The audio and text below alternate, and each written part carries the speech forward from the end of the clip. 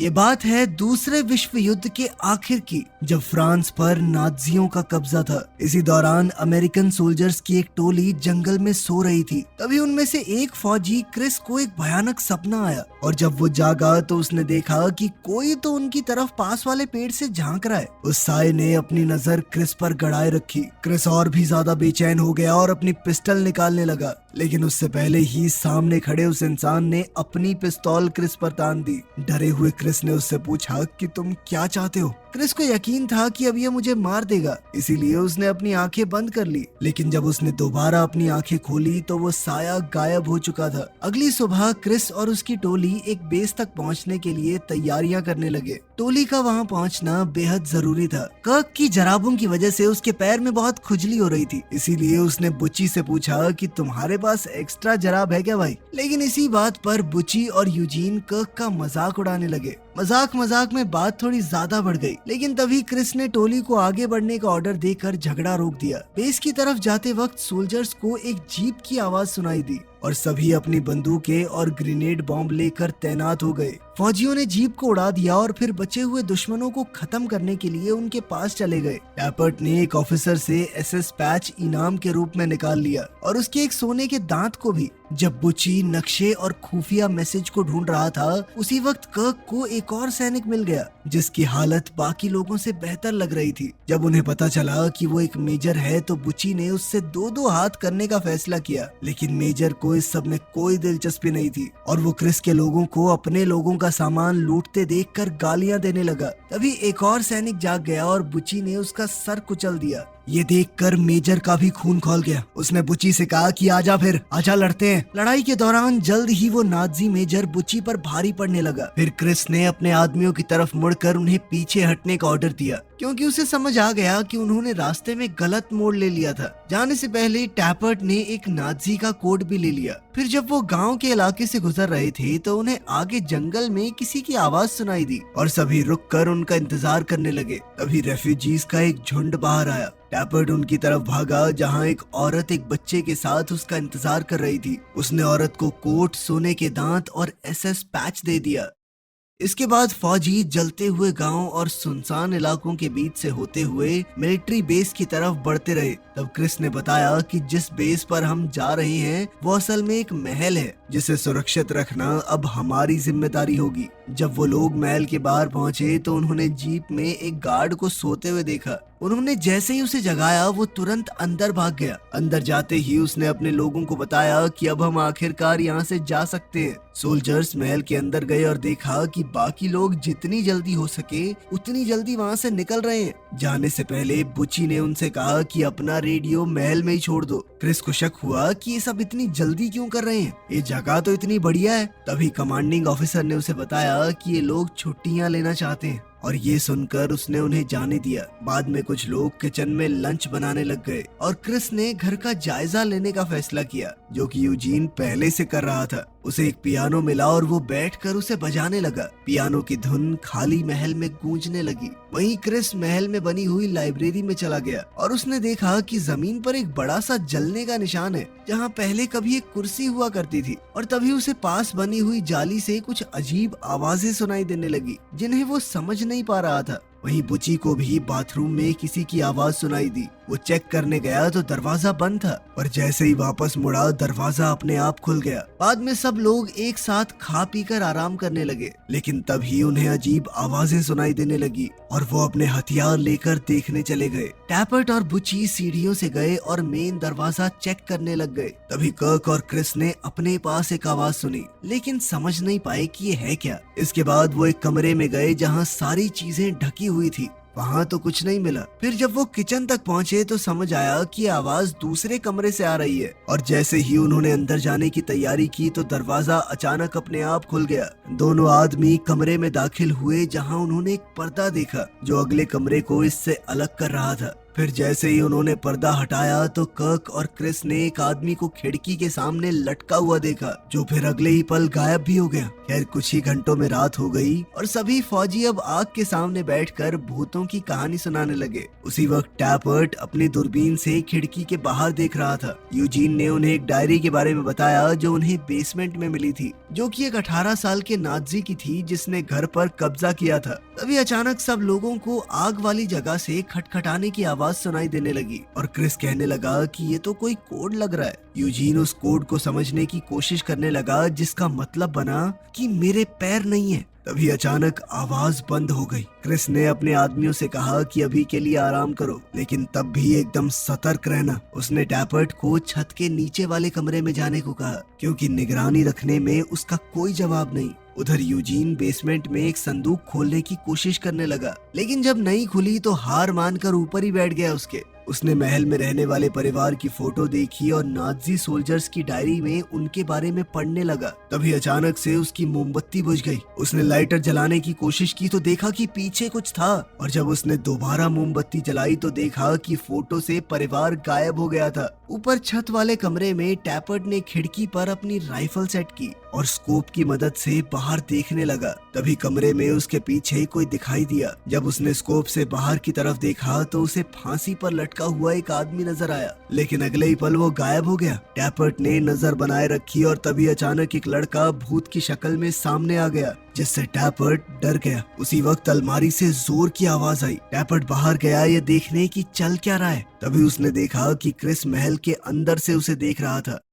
अगले दिन यूजीन, कर्क और क्रिस बालकनी में बैठकर बात करने लगे कि पिछले सोल्जर्स कितनी जल्दी वहां से निकलना चाहते थे। अब यूजीन ने दूसरों को टैपर्ट से जुड़ी हुई एक कहानी बताई जो पेरिस में घटी थी। उसने कहा कि मैंने टैपर्ट को खून से भरे एक पूल में बैठा हुआ पाया था, जहां उसके आसपास 7 छोटे बच्चों की कटी हुई लाशें थी। टैपर्ट अपने हाथों में एक रस्सी पकड़े बैठा था, मानो वो किसी के साथ रस्सी से खेल रहा हो। साथ ही उसकी आंखों में एक डरावना डर था। इस पर क्रिस ने कहा कि मुझे तो बहुत खुशी है कि टैपर्ट हमारे साथ है। तभी टैपर्ट भी अचानक से बालकनी में आ गया। उसने उन्हें बताया कि पिछली टीम यहाँ से इसलिए निकलना चाहती थी क्योंकि उन्होंने रेडियो पर सुना था कि लगभग 50 जर्मन फौजी महल के पास से गुजरते हुए स्ट्रासबर्ग शहर जा रहे हैं। उसने अपने आदमियों को सलाह दी कि जब तक फौजी यहाँ से निकल नहीं जाते हमें जंगल में छुप जाना चाहिए, लेकिन क्रिस का कहना था कि हमें तो महल की हिफाजत करने का काम मिला है। टैपर्ट ने कहा कि चलो यही मर्जी है तो मैं छत वाले कमरे पर जा रहा हूँ ताकि वक्त रहते उन्हें देख सकूं, और उसने यूजीन को भी अपने साथ चलने को कहा। वहां पहुंचकर जब उन्होंने तैयारी शुरू की तो उन्हें मैट के नीचे फ्लोर पर एक बड़ा सा निशान मिला। यूजीन का मानना था कि नाजियों ने शायद घर में रहने वाले लोगों को किसी खास तरीके से मारा है, और इस बात को उसने हिटलर के रहस्यमयी शौक से जोड़ दिया। उन्होंने इस पर ज्यादा बात नहीं की और कमरे की अलमारी को एक तरफ से दूसरी तरफ ले जाने लगे। जैसे ही अलमारी ने निशान को छुआ, अलमारी का दरवाजा यूजीन की उंगलियों पर बंद हो गया और उसकी एक उंगली टूट गई। उसे लगा कि टैपर्ट ने जानबूझकर ऐसा किया है, इसीलिए उसने उसे अलमीरा की तरफ धक्का दे मारा। फिर जब उसने शीशे में देखा तो उसे एक लटकी हुई औरत की परछाई नजर आई। बाद में यूजीन, क्रिस और कर्क रेडियो पर एक आवाज सुन रहे थे। तभी उन्हें कुछ बहुत डरावनी आवाजें सुनाई देने लगी। इसी दौरान उन्हें एक औरत की आवाज भी सुनाई दी जो कह रही थी कि वो तुम्हारे लिए आ रहे हैं। अब तो सबने मान लिया कि ये महल भूतिया है, और कर्क ने कहा कि नाजियों के आने से पहले हमें यहाँ से निकल जाना चाहिए। अचानक आग वाली जगह पर फिर से कोड वाली आवाजें आने लगी। यूजीन ने उस कोड को तोड़ा और उसका मतलब निकला कि अगर तुम यहाँ से निकले। जैसे ही वो लिख रहा था किसी चीज ने उसके हाथ पर कब्जा कर लिया और इस लाइन को पूरा किया कि तो तुम मरोगे। मतलब कि यहाँ जो भी चीज है वो उन्हें चेतावनी दे रही थी कि यहाँ से जा भी नहीं सकते वो। उस रात फौजियों ने नाजियों के आने की तैयारी की, जिसके चलते टैपर्ट छत वाले कमरे में था और बाकी सब दरवाजे के पास बैरिकेड के पीछे छुप गए। जब नाजीज वहां पहुंचे तो टैपर्ट ने उन्हें देख लिया और बाकियों को सिग्नल दिया कि नाजी सैनिक बाहर जमा हो रहे हैं। जल्द ही नाजियों ने महल को घेर लिया और अंदर घुसने की कोशिश की, लेकिन दरवाजे बंद थे तो वो वापस ट्रक में बैठकर आगे बढ़ने की तैयारी करने लगे। लेकिन तभी छत से एक बहुत तेज आवाज आई ये सुनते ही नाजी वापस आ गए और उन्होंने महल पर हमला शुरू कर दिया। टैपर्ट एक एक करके दुश्मनों को खत्म करने लगा। अचानक नाजियों ने बैरिकेड के सामने एक बम फेंका, लेकिन बुच्ची बेखौफ होकर उस पर कूद पड़ा और पूरा धमाका उसने अपने ऊपर ले लिया। लेकिन इस धमाके से क्रिस कमरे में दूर जा गिरा। वो चक्कर खाकर उठा, लेकिन फिर भी रुकने की बजाय नाजियों पर गोली चलाता रहा। नाजी ज्यादा थे, वो अंदर घुसने लगे। तभी क्रिस बेसमेंट की तरफ भागकर सीढ़ियों के नीचे छुप गया ताकि वो अपने आप को छुपाकर पीछे आने वाले ऑफिसर्स पर हमला कर सके। इसी बीच यूजीन लाइब्रेरी में छुप गया। तभी उसे अपने पीछे किसी की आहट सुनाई दी और एक बार फिर जाली से अजीब आवाजें आने लगी। उसने अपनी बंदूक तैयार की, लेकिन जैसे ही वो टेबल के नीचे से बाहर आया तो उसका सामना किसी नाजी से नहीं बल्कि एक भूत से हुआ जो अचानक आग में जल उठा। तभी एक जर्मन फौजी ने बुची का बुरी तरह से तबाह हुआ शरीर देखा। फिर पास में एक दूसरी लाश पड़ी थी, वो उसे चेक करने लगा। तभी क्रिस ने मुड़कर उसे और बाकी 2 आदमियों को मार गिराया। कर्क इस वक्त बाथरूम में छुपा हुआ था। तभी उसे पानी में डूबने की आवाजें और बच्चों की हंसी सुनाई दी। उसने टब की तरफ देखा तो एक नाजी फौजी उसे डूबता हुआ नजर आया। टैपर्ट ने छत के कमरे में कुछ सुना और उसका पीछा करने लगा। तभी उसे वहाँ एक नाजी लटका हुआ मिला। अगली सुबह सभी बुची के पास जमा हो गए। वो सोचने लगी कि जरूरत पड़ने पर इसकी तकलीफ खत्म करने के लिए हम इसे ड्रग दे देंगे। क्रिस ने सबसे कहा कि नाजियों के शरीर को बाहर ले जाओ, और जब यूजीन और कर्क उन्हें ट्रक के पास ले गए तो वो ये नजारा देखकर डर गए कि टैपर्ट ने उनके साथ क्या किया था। बाद में वो लोग महल के भूतों के बारे में बात करने लगे। तब यूजीन को अचानक समझ आया कि घर में उन्होंने जो कुछ भी महसूस किया वो सब वही था जो नाजियों ने उस परिवार के साथ किया था जो इस महल में रहा करता था। उस दिन जब नाजी उनके घर आए तो उस परिवार का बहुत ही डरावना अंजाम हुआ। बाप को लाइब्रेरी में कुर्सी से बांधकर जिंदा जला दिया गया। बेटे को माँ के सामने पानी में डुबाकर मार दिया गया और बेटी को छत के नीचे वाले कमरे में लटका दिया गया था। उनकी लाशों को दफनाने वाला भी कोई नहीं था। तभी क्रिस ने पूछा कि क्या इसी वजह से वो भूत बन गए। यूजीन बुची की हालत को देखने लगा। तभी वो टैपर्ट की आहट से डर गया जो उसके पास आया था ताकि पेरिस वाली कहानी को अपने तरीके से बता सके। यूजीन का मानना है कि सब कुछ आसानी से समझना मुमकिन नहीं होता और टैपर्ट की कहानी में तो अलग ही गहराई है जो उसे अब जाकर महसूस हुई थी। बाद में क्रिस को टब के बारे में एक सपना आया जिसमें एक भूत उसके सामने आया और उसे डुबाने की कोशिश करने लगा। जब उसे पानी में खींचा गया तो उसने 3 मास्क पहने हुए सोल्जर्स को देखा जो पहले नर्स में बदल गए फिर वापस सोल्जर बन गए। तभी क्रिस जाग गया। अगले दिन उन्होंने बुची का ख्याल रखा और महल छोड़ने के बारे में बातें की, फिर चाहे उन्हें अपनी पोस्ट छोड़ने के लिए कोर्ट मार्शल का सामना ही क्यों न करना पड़े। उसके बाद क्रिस और यूजीन बेसमेंट में वापस चले गए ताकि परिवार से जुड़ी कोई और चीज ढूंढ सके। यूजीन अपना लाइटर ढूंढने लग गया और क्रिस को डायरी मिल गई, लेकिन उसे लगा कि डायरी के पन्ने खाली हैं। जब यूजीन वापस आया तो उसने इस बारे में थोड़ा अजीब बर्ताव किया। तभी कर्क ने उन्हें वापस बुला लिया क्योंकि बुची होश में आ गया था और बार बार कह रहा था कि ये असली नहीं है, ये उनका ही काम था। मरने से पहले उसने क्रिस को पकड़ा और कहा कि इस बात को याद रखना।